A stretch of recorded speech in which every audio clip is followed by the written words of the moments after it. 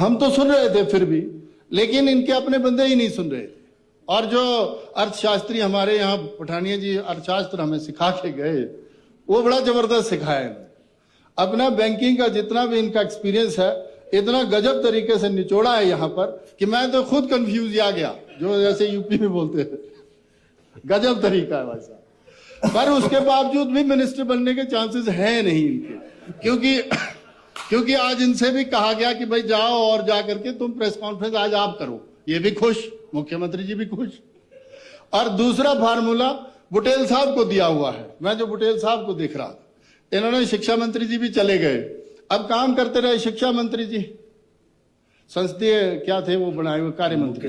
ये तो बेचारे क्या करते, ये तो पीछे देखते ही रहते थे। पर हाँ, बड़ा भारी मन था इनका। और उस मन से जब बोल रहे थे, अब हम तो ये भी नहीं बोल सकते नहीं, शिक्षा मंत्री जी बड़े अच्छे आदमी है।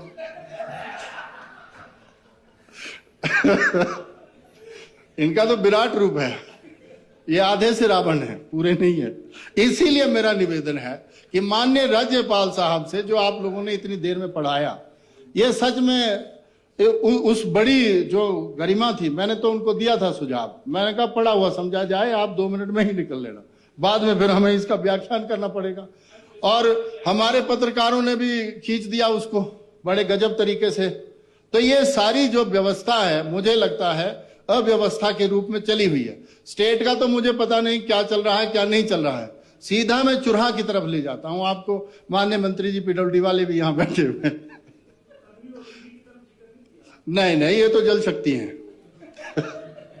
मेरा माननीय, मैं तो उपाध्यक्ष महोदय, हंसी इस बात की आ रही है, मैं सच गजब स्थिति में हूं। मैं धन्यवाद करना चाहूंगा पूर्व मुख्यमंत्री आदरणीय ठाकुर जयराम जी का, सच से दिल से मैं सच्चाई से कह रहा हूं।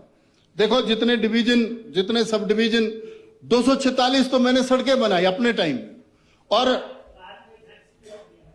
किसका, किस लिए? नहीं, राज में तो किया था, इसीलिए तो डिप्टी था मैं यहां।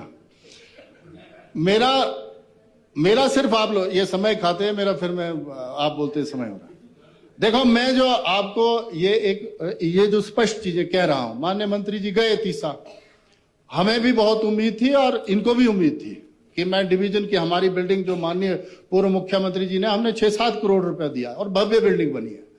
बस अड्डा जिसका जिक्र माननीय मुख्यमंत्री जी ने किया, वो बस अड्डा तो हमने 9, 10, 11 करोड़ रुपया खर्च करके बना दिया था। वो तो आचार संहिता लग गई और बाहर जो टायरिंग तारकोल बिछना था बस वही रह गया था, और वो तारकोल आज तक नहीं बिछा। मतलब अंदर बस अड्डा बन गया, इन्होंने ऑनलाइन पता नहीं ऑफलाइन कैसे उद्घाटन किया, ना पट्टिका लगी वहां पर, ना कुछ हुआ, और बसें घुस गई अंदर और वो दुकानें बेच दी आपने।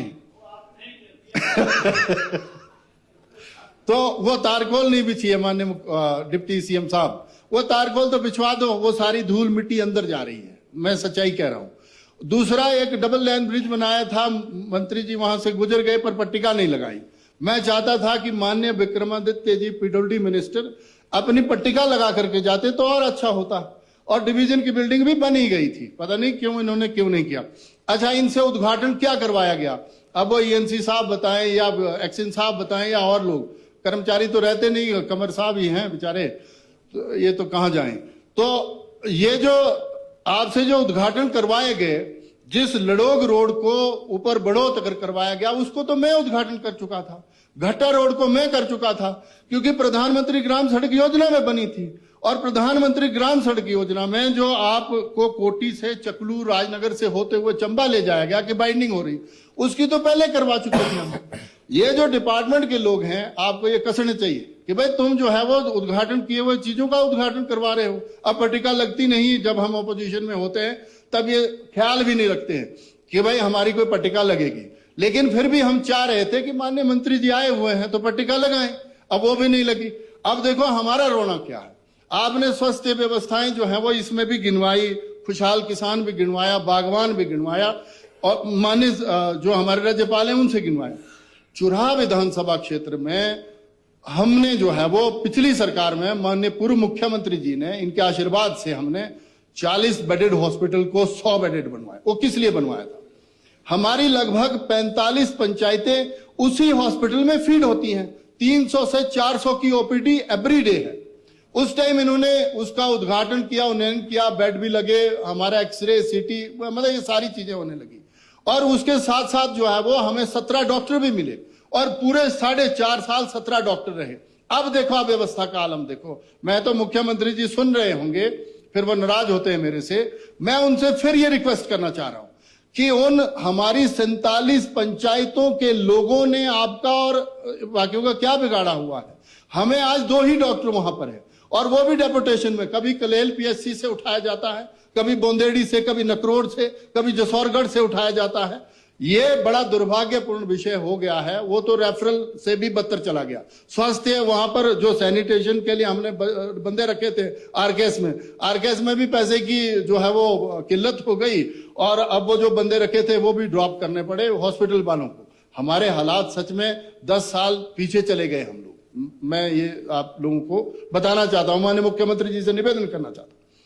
देखिए, उस हॉस्पिटल ने बहुत, मतलब उस हॉस्पिटल के थ्रू हमारी पूरी कंस्टिट्यूएंसी लगभग फीड होती है।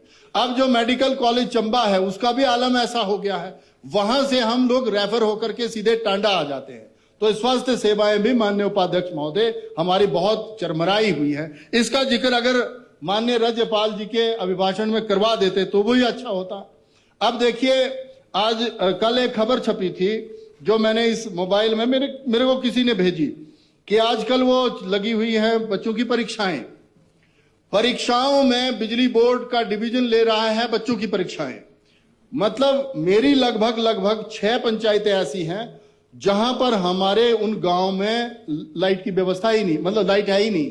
ट्रांसफार्मर जो जलता है वो 2-2 महीने नहीं आता। मैंने पीछे क्वेश्चन भी किया था इनसे कि जनाब वो डिवीजन माननीय पूर्व मुख्यमंत्री ठाकुर जयराम जी ने इसीलिए दिया था कि हमारे चंबा में डिवीजन के नाम पर एक तीसा में डिवीजन होना चाहिए, क्योंकि वही भरमौर को फीड कर रहा है, वही चंबा को फीड कर रहा है, वही तीसा को करेगा, तो कैसे होगा ये? अभी देखो ये जो खबर छपी है ये बड़ी वो है, आत्मा को झुंझलाने वाली खबर है कि हमारी जो गुलई है बैरागढ़ पंचायत है, ये अमर उजाला ने छापी है खबर। और मेरे को जो वो कह रहे थे कि हमारा गलुआ जो ये हडेंगल गांव है, दलेंजन गांव है, ये सारे के सारे जितने गांव हैं ये सारे आज भी 3-4 दिनों से 5 दिनों से लाइट नहीं। क्या पेपर देंगे बच्चे? और माननीय ये शिक्षा मंत्री जी कह रहे थे कि गुणात्मक शिक्षा की तरफ हम लोग बढ़ रहे हैं। हमारे हालात सच में बदतर हो गए हैं। हमारा डिवीजन डीनोटिफाई किया बिजली बोर्ड का। हमने कहा भाई दूसरे हिमाचल की तरह हमें मत ट्रीट करो।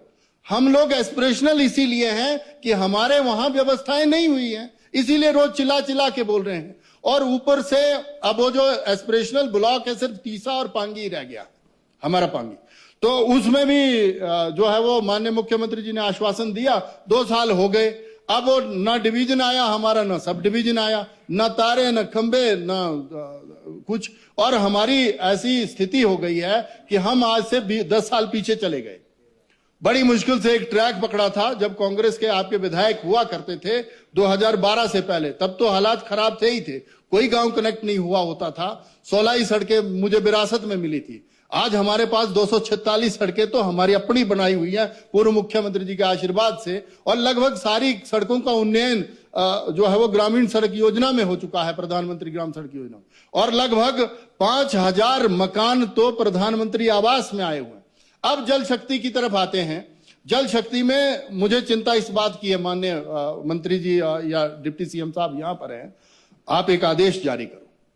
लगभग 500 करोड़ रुपए की सैंक्शनें हमारे वहां थी और काम भी चल पड़ा था। काम भी आधा हो गया, 70% 75%। उसमें आप जवाब दें उसमें क्यों अब वो पूरे हो नहीं रहे हैं प्रोजेक्ट। देखो, सबसे बड़ा प्रोजेक्ट था हमारा गुनघराट का, लगभग 38 करोड़ रुपए हम उस पर खर्च कर रहे थे। इनटेक बन गया, उसका जो सप्लाई चेन है वो सारा बन गया और जो डिस्ट्रीब्यूशन टैंक्स हैं वो भी बन गए। लेकिन अब उसकी बहाली नहीं हो सकती क्योंकि डिस्ट्रीब्यूशन में जो हमारा फिल्टर बेड लगने थे वो नहीं बन पाए। यही 10-20 लाख का झोल रहा होगा, वो भी रह गई स्कीम हमारी। अब देखो उसका नुकसान क्या हो रहा है, ऐसा सभी स्कीमों में हो रहा। हिमगिरी में हमारी एक थी, सनवाल से लेकर के सही कोठी तक थी, हमारा बोंदेड़ी से मंगली तक एक थी, हमारे यहाँ खुशनगरी से लेकर के खजुआ तक एक स्कीम थी, हमारा चांजू के इलाके में एक स्कीम थी। सारी की सारी स्कीमें खड़ी हो गई माननीय मंत्री जी। अब दिक्कत क्या हो गई है, वो टैंक भी लोगों ने जो है वो खराब करने शुरू कर दिए, पाइपें चुरानी शुरू कर दी। अब दिक्कत यह हुई कि जब तक उसमें पैसा आएगा तब तक वहां पर न पाइपें होंगी न टैंक साबित बचा होगा। ये डायरेक्शन तो आप दे ही दो अपने सेक्रेटरी को या ईएनसी जो भी जिसको भी देंगे आप, कि भाई कम से कम रख रखाव तो रखो, जब तक वो पूरी नहीं होती 2 साल तो बचाओ जब तक हमारी सरकार नहीं आती। मेरा ये आपसे निवेदन है। नहीं, मैं साफ बोल रहा हूं, आनी तो है ही है, अब जैसे आपने वो किए हुए हैं। नहीं संजय अवस्थी जी, मैं सच बता रहा हूं, देखो अपने अपनी कुर्सी की पेटियां बांध दो, ये फ्लाइट ऐसे उड़ेगी, ये ऐसे उड़ेगी कि जिसको जो खाना पीना पहले ही खा पी लो, क्योंकि माननीय मुख्यमंत्री जी की जैसी रफ्तार है तो पक्का ये क्रैश होगी चीजें, और पक्के बचेंगे वही जो थोड़ा बहुत काम करेंगे। तो मेरा ये निवेदन है, मैं तो हिमाचल की जनता से भी आग्रह कर रहा हूं, देखो हुआ क्या है, पिछली सरकारें जैसे जो योजना हमने चलाई वो योजना आपने बदल दी, जिसका जीता जाता उदाहरण ये है, उसका नुकसान जनता को होता है। अब अटल आदर्श विद्यालय जो है वो हमारी सरकार ने बनाने शुरू किया, आपने उसको बना दिया, वो आप तो गांधी लगाते हैं हर स्कीम में, क्या स्कीम थी वो, राजीव कुछ, हाँ वो गांधी गूंधी ले आते हैं। नहीं, उसमें क्या है कि आपको फोकस करना चाहिए था कि भाई अटल पे फोकस कर लेते हैं, गांधी जी को उसको साथ जोड़ देते हैं। तो बेसिक फंडा तो शिक्षा देना है, बेसिक फंडा तो शिक्षा देना है, for the sake of quality education in government schools. असर का सर्वे पढ़ रहे थे, annual status of education report का सर्वे पढ़ रहे थे, उन्होंने आधा पढ़ा, उसको पूरा पढ़ते तो उसमें सारा पता लग जाता। देखो मैं तो आपसे ये आग्रह कर रहा हूं माननीय उपाध्यक्ष महोदय, कि आपने इतना सारा भाषण माननीय राज्यपाल महोदय से दिलवाया, ये ठीक किया, दिलवाया तो दिलवाया, इसमें क्या दिक्कत है, लेकिन जो प्रत्यक्ष चीजें हैं, जैसे चंबा जैसा जिला जो नितांत जो है वो आकांक्षी रहा है हर बार, उसको बहुत जरूरत है फीड करने की। आप जो है वो इंफ्रास्ट्रक्चर खड़ा कर रहे हैं, फिर मैं बोलूंगा तो फिर बड़े सारे लोग नाराज हो जाते हैं, इसीलिए मैं वो आज नहीं बोलूंगा, वो लास्ट के साल में बोलूंगा। तो मेरा ये निवेदन है कि अभी तो जो आएगी सो आएगी स्थिति, सर खुल के नहीं बोल पा रहा हूं मैं वैसे ना, जैसे तो मेरा ये निवेदन है आपसे, ये आग्रह है कि बड़ा दबाव है मेरे ऊपर, संजय अवस्थी जी का दबाव रहता है, ये हमारे कप्तान थे ना, इसीलिए क्रिकेट मैच वो भी हारे हम, कितनी बाइटें फेंकी आपने। इसीलिए मेरा ये निवेदन है आपसे कि माननीय मुख्यमंत्री जी इस तरफ जरूर इंटरवीन करें कि उस विधानसभा क्षेत्र को स्पेशल विधानसभा ट्रीट करें, और वहां के स्वास्थ्य के लिहाज से, शिक्षा के लिहाज से, ट्रांसपोर्टेशन के लिहाज से, सड़कों के लिहाज से, और अभी जो हमने कार्य शुरू किए हैं, अभी जैसे सब मिनी सेक्रेटरीट का हमने पैसा ले लिया था, माननीय पूर्व मुख्यमंत्री जी ने सच में पैसा दे दिया था, टेंडर बड़ी मुश्किल से करवाया है। पीडब्ल्यूडी मिनिस्टर साहब से निवेदन है, आपका विभाग ही उसको एग्जीक्यूट करेगा, टेंडर हुआ है, किसी को निकला भी है, बोलना भाई काम ही शुरू कर दे यार। अब वो पता नहीं काहे को उसने खड़ा किया हुआ उस काम को। तो मेरा ये आपसे निवेदन है, अभी जैसे ये बरसात हुई थी उसमें बहुत सारे हमारे सड़क, जो मुख्य सड़क है चंबा तीसा, उसमें CIRF का जो वो पैसा मिलता है, इसमें हम माननीय गडकरी जी से भी मिले। अब मैं आपसे ये सबमिशन करना चाहता हूं माननीय मंत्री जी से, मुख्यमंत्री जी से भी, कि हमारा 2019-20 से हमारी सरकार के टाइम में भी गया, और आपसे भी विशेष आग्रह करना चाह रहा हूं, कोटी से लेकर के बड़ो से लेकर के कफाड़ी, ये लगभग 87 करोड़ की हमारी DPR वहां सबमिट हो गई है, और उन्होंने कहा कि हम अप्रैल में दे सकते हैं अगर मंत्री जी या सरकार रिकमेंडेशन देगी। आप स्पेशल ट्रीटमेंट हमें दो, क्योंकि हमारे हालात सच में, आप तो खुद वहां जाके आए, कई फ्रेजाइल एरिया ऐसे हैं जहां पर लूज टाटा है और वहां पर सड़क का टिकना बड़ा मुश्किल हुआ है, तो वहां पर हमें स्पेशल। और इस बार जो बारिश हुई है उसने भी बहुत डैमेज किया है, हमारी बैरागढ़ की सड़क में 2-3 डंगे गिर गए हैं, जिस तरफ मेरा भी घर है। दूसरी तरफ जो हमारी आयल की तरफ तो बस भेजते थे हम 2 साल पहले, लेकिन अब जो है वो वहां पर एक छोटी गाड़ी भी नहीं जाती, ये नकरोड से लेकर के। अभी जो है वो हमारे चांजू की तरफ जो है वो ये चलड़ा और भुलीन की तरफ हम जाते थे, लेकिन उस तरफ भी हमें दिक्कत हुई है। मेरा ये आपसे निवेदन है माननीय उपाध्यक्ष महोदय, क्या हुआ? अच्छा ठीक है, मैं सोचा पता नहीं क्या हो गया। तो मेरा ये, हाँ चंबा की, मेरा ये आपसे सबमिशन है कि प्लीज, और सरकार से, for the sake of God, मतलब कुछ करो। ऐसे खाम खा आप लोगों ने सच्चाई में हमें बर्बाद कर दिया।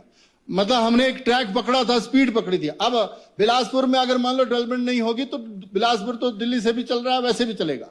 अच्छा, हमीरपुर में मुख्यमंत्री जी हैं, वो वैसे ही चलेगा। शिमला में सरकार बैठती है तो इनके आला ऑफिसर्स यहीं के हैं, तो कुछ ना कुछ रहता ही है, एरियाइज्म, ये इज्म, वो इज्म, उसमें चले रहते हैं। लेकिन हमारी सुध कौन ले? पंगा तो ये हुआ है। इसीलिए मेरा ये निवेदन है माननीय स्पीकर साहब से, स्पीकर साहब भी भटियात की तरफ फैल गए ज्यादा, तो मेरा ये निवेदन है आपसे, स्पीकर साहब तो अब क्या बताऊं मैं, मेरा इनसे भी निवेदन है, महाजन साहब तो आप नहीं भेजे हैं इधर, तो महाजन साहब काम कर रहे हैं, बहुत जबरदस्त काम कर रहे हैं दिल्ली में, वो तो अग्निहोत्री जी को ज्यादा पता है।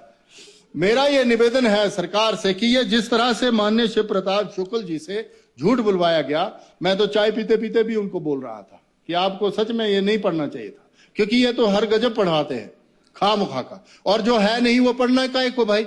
अब आप लोगों की तो मजबूरियां हैं, बुटेल साहब की मैं समझ सकता था, क्योंकि गोकुल भाई साथ साथ होते, जोर से उनको चिल्लाना पड़ेगा, उनकी तो मजबूरी है। और मैंने तो कहा है, देखो ऐसा है ना, माननीय मुख्यमंत्री जी का है अपना फार्मूला, कुछ मामलों में तो हम उनकी भूरी भूरी प्रशंसा करते हैं, जिसको ठीक करना बड़े बंदे ठीक कर दिए, किए आपकी तरफ ठीक, मतलब ठीक कर दिए।